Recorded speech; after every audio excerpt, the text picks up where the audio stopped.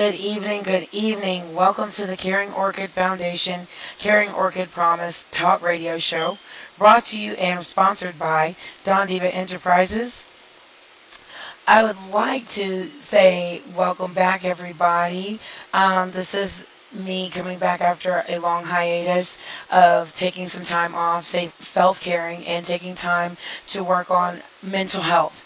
I wanted to have a segment on mental health awareness and how important it is to be mentally healthy, mindful, and taking care of self. Part of this instructional value-packed, value-added level of a program tonight is to help people understand about mental health and how much it's important to keep up with it. And Mental Health Awareness Month and everything else is this month, and also domestic violence awareness is also in the same month. And I wanted people to understand how important it is to take care of yourself, your mind, body, your health, your spirit, and all these different things, because without your mental health you have nothing. If your temple's poisoned, then guess what? Your mind's poisoned. So I wanted to go over key issues that most people are afraid to talk about, and it's usually considered taboo when we have levels of trauma, if we have levels of substance abuse and alcoholism, depression, concurrent disorders, and things like that. Children's mental health is one of the most important things to think about and talk about, because we don't ever think about environmental stressors, we don't think about biological stressors, and we don't think about different factors that we need to do to maintain our mental health and our wellness, and for all what it's worth, our sanity level. So when we think about underlying root causes and things like that, we think about our environment, which is housing, access to housing, including supportive living options. We think about access to money, finance, and things like that. We're talking about poverty, economics, and things like that. We talk about even in our school systems and things like that. The things that are most important in school are having good, healthy, and health wellness and things like that, and programs and schematics within the school system to make sure our children are safe at school, mentally healthy at school, well at school. And that encompasses also bullying, provoking, and gaslighting, things that, a lot of times we don't think is important until we become adults and we're dealing with it ourselves. So when we're talking about levels of what needs to be done and the interim today and this day and age with our children is to make sure our children are being well taken care of. Our children are, a key factor in making sure that we seek programs and we have adequate funding for these different type of things. And the reason why I say this is that when we think about it, we don't ever think about there's going to be a time that I might have a mental health issue. I might need to take care of self before I take care of anybody else. So with this session, we're going to go through a walkthrough about all of that, and then we're going to go and talk about different scenarios and cases in point. So when we think about management and identifying things such as mental health and wellness, what does that make you think of? We think about economic, political, cultural, and social factors affecting our health and our healthiness and our levels of ultra wellness, well-being, and ultra levels of mindfulness and mind-body wellness. So when we think about all these different things, we think about all the things that can affect us and traumatize us or cause us levels of issues. When we're talking about post-traumatic stress, we talk about all kinds of abuse. We talk about all kinds of violence or susceptible things to predecessors, or things like being susceptible to predators, and people who are not mindful of mental health, wellness, emotional health, sanity. And then we think about anxiety. We think about lots of tragedies. We talk about self-harming things. We talk about grieving, and we don't ever really hit close to home, which is suicide. Suicide is one of the number one factors for death and things like that. And I want people to understand that it's important to get your mental health and wellness, always be mentally fit, mentally ready, ultra well-being, mental health and wellness. And I can't stress enough during this segment about going to see your doctors, mental health providers, MSWs, LSWs, physician's assistants, people who are actually in those fields and areas of mental health and wellness, and then in bridging the gap with a life coach, wellness coach, and things like that. And then when we think about family violence, we think about safety issues, we think about lots of trauma, we think about mental health and wellness and those things within our own families. And when we think about children and families, we think think about usually DCNF, right? But when we think about children and families, we have to think about our own inner circles, our own family, our own tribe, to make sure that our families are wealthy in health and mental health and wellness. The new wealth is mental health. If your mental health is out of order, how do you think you're going to have your life in order? Then we think about complex life of carrying post-traumatic stresses and coping through alcoholism, drugs, and things like that, things that people tend to go to when they're not having healthy coping mechanisms. So I wanted to go into the levels of where there are people in another area, in another arena we don't talk about mental health, which is undiagnosed mental health conditions, and some of them related to trauma. When we think about all of these different things, we never think it can happen to me. We never think my life can actually change overnight, and I never know what's going to happen. And then almost every day is a crisis management in some people's lives, because sometimes their lives are so far out of order, so out of sync, so out of whack, that you have to sit there and look at it and say to yourself, mental health and wellness is everything. Seeing a doctor, MSW, LSW, life coach, health coach, wellness coach, someone who can help you to cope and have training skills to help you to be able to get your mind right, get your head right, get your life right. So when we think about abusive relationships, we never think about domestic abuse, domestic violence as being important or a key factor for a lot of mental health breakdown. And a lot of us, we've not been able to sit down and unpack this in real time as we should as a society. This day and age, most conversations need to be had. These taboo subjects need to be considered untaboo so that we can all get to an abundance, unity, advanced mindset and a level of order within our households and a unity in our households and a level outside of our households and our communities. It takes a village to raise a child. It just so takes a village to raise a damaged adult. So with Caring Orchid Foundation, we have these different programs and things like that we have through our other parent companies and whatnot, Don Diva Coaching, and also IMCC Coaching and Team World online that you can go to for children, adolescents, young adults, and it's get up, get out, and do something motivation, destination motivation for Team World online. IMCC Coaching is self-explanatory. It has a level of the I am abundance mindset, and Don Diva Coaching overlaps both of those and bridges the gap between adults and children, and then learning how to become more I am enthused and I am abundance mindset, and those that I am somebody, I am black girl magic, I am white girl magic, I am somebody. So when we think about that, those are the things that you do when you go to bridge the gap and go to coaching and things like that.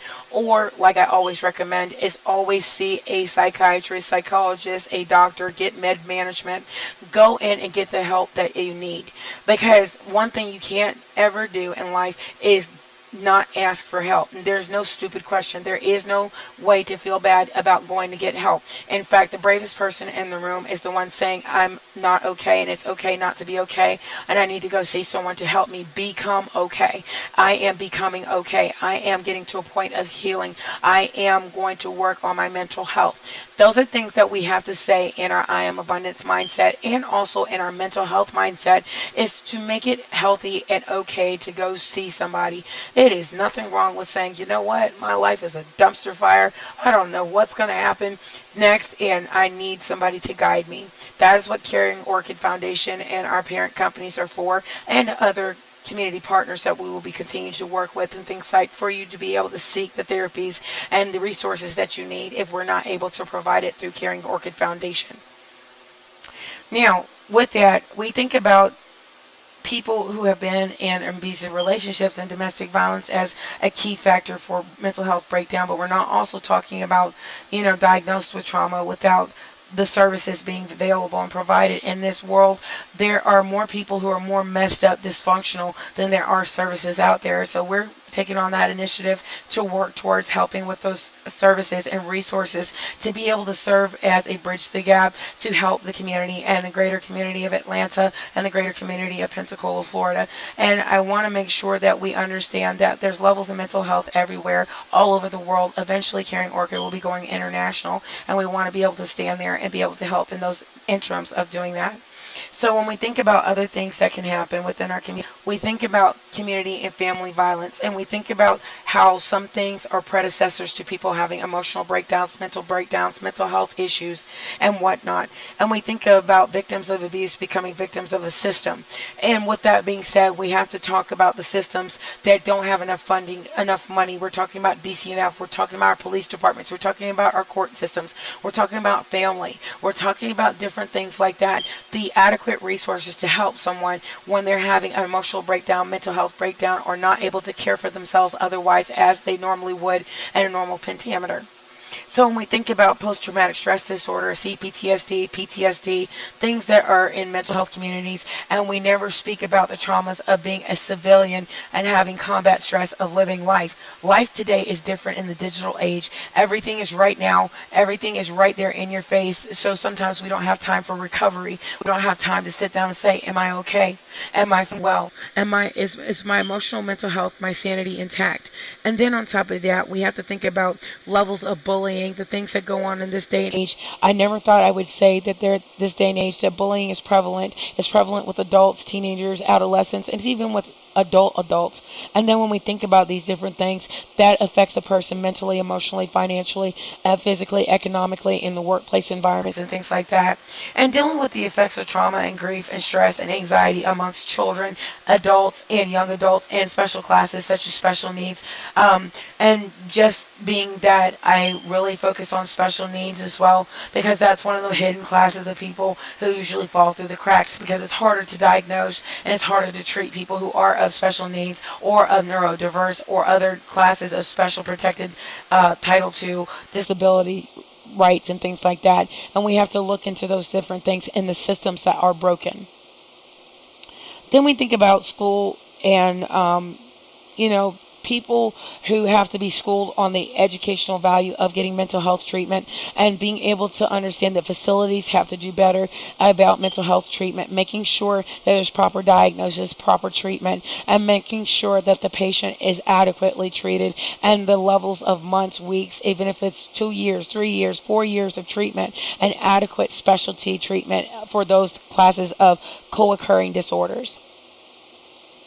So that's the part about mental health and what are the benefits of getting mental health assessment and making sure that we see ourselves in a healthy mindset. When we think about mental illness, we think about depression, anxiety, substance abuse, eating disorders, dementia. We think about other things such as sleep difficulties, stress, physical health, low energy, self-esteem, things like that. And when we think about exercise is counteractive to mental health, but sometimes even exercising and being a gym person or a person who exercises 24 hours, 7 days a week, that still does not replace mental health care and taking routine maintenance of our mental health and well-being.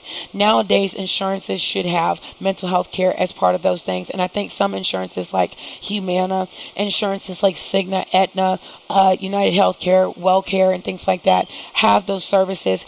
But like I said, that's a work in progress, and that's something that we'll be working with those certain insurances and things like that so that we can be well fine-tuned about the type of insurance services that do cover certain things and whatnot, and Molina Healthcare, all these different things. And when we're thinking about our special classes of people who are in SNAP, EBT, TANF, those are our hidden classes of people who need the help, but they won't seek the help because it's been so hidden and taboo to have mental health issues and not going to see the adequate client care representatives or DCNF needing the funding to be able to guide patients who actually do have mental health faculties and mental health deficits and disorders and things like that from poverty, from being displaced, from being overlooked, years and years of trauma. So when we think about all these things, that is why funding has to be there.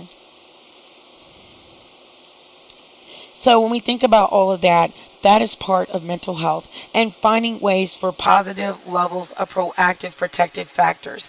And what I mean by protective factors is finding ways to get social support, coping skills, physical health, sense of purpose, and self-esteem, and healthy thinking and healthy mindful mindset thinking. With that, we think about protective factors as contributing to mental health and allow a person to be resilient in the face of challenges. When I mean challenges, it means homelessness. It means sometimes being a military vet and getting out the military and not being prepared to go out to civilian life, or coming back from combat and not really having your mind right, or needing the levels of military adequate care. That's what I meant by TRICARE and insurances that are there and things like that, and having specialty doctors, physicians, and different people who are at the military hospitals to help veterans with specialty issues. That's near and dear to my heart because that's part of one of our initiatives with Caring Orchid Foundations about veterans, homeless veterans, especially because being that I've actually been homeless before, I got to see it for myself, what it's like to see veterans who slipped through the crack and who are Department of Defense personnel who didn't have the adequate care or adequate doctors to make sure that they were seen by specialists, not just a regular doctor.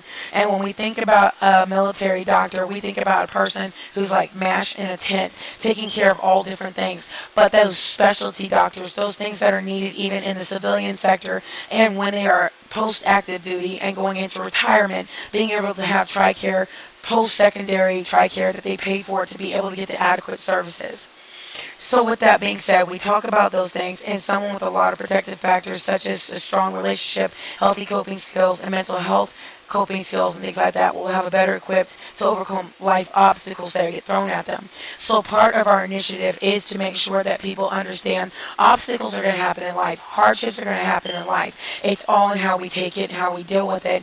It is easier said than done. And don't let me be the poster child for saying life is easy. It's not. I'm the poster child for mental health. I'll be quick to tell you, I go see a therapist. I go see a psychologist. I make sure that I'm mentally healthy as a professional and also as a coach and a certified life coach and wellness coach and whatnot. I want to make sure, even as a business manager and a charitable organization, to make sure that my clients that come through this door are adequately taken care of, and I know where to send them. I know where to take them to the next level so that they can get to the better version of themselves.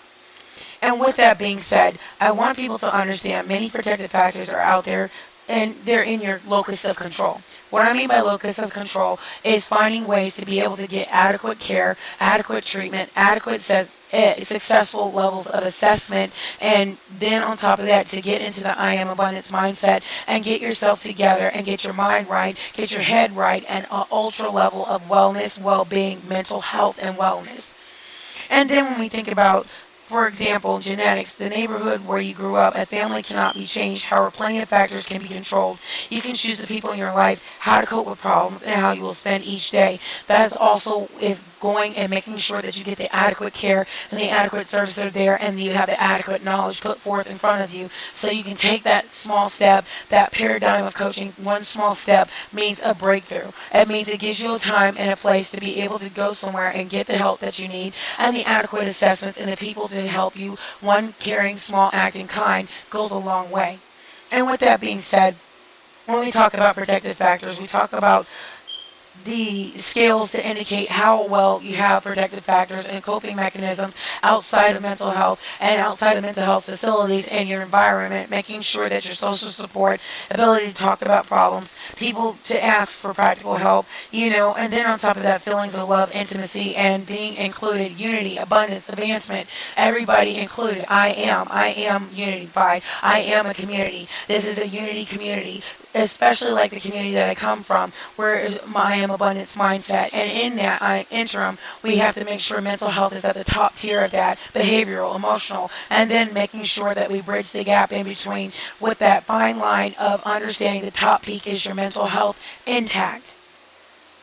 Then we think about coping skills, ability to manage uncomfortable situations, emotions a healthy way, and awareness of one's emotions and recognition of how they influence our behavior. And then our physical health, our overall mental health, and then on top of that, self-esteem, self-efficacy, and the ability to recover from different things such as domestic violence, domestic abuse, emotional abuse, and things like that. And then on top of that, going to, last but not least, healthy thinking. So I hope this helps us all understand what protective factors are and what mental health is important. And I wanted this session to really hone in on how important it is to go see a doctor, med management, preserving your mental health. And this is Mental Health Awareness Month. And I wanted to make sure that we get it clear, and the narrative out here is to become mentally healthy. That is the new wealthy. So everybody, thank you for coming to this podcast. Thank you for seeing us. And thank you for attending the Caring Orchid Foundation, Caring Orchid Promise Talk Radio Show, brought to you by Don Diva Enterprises.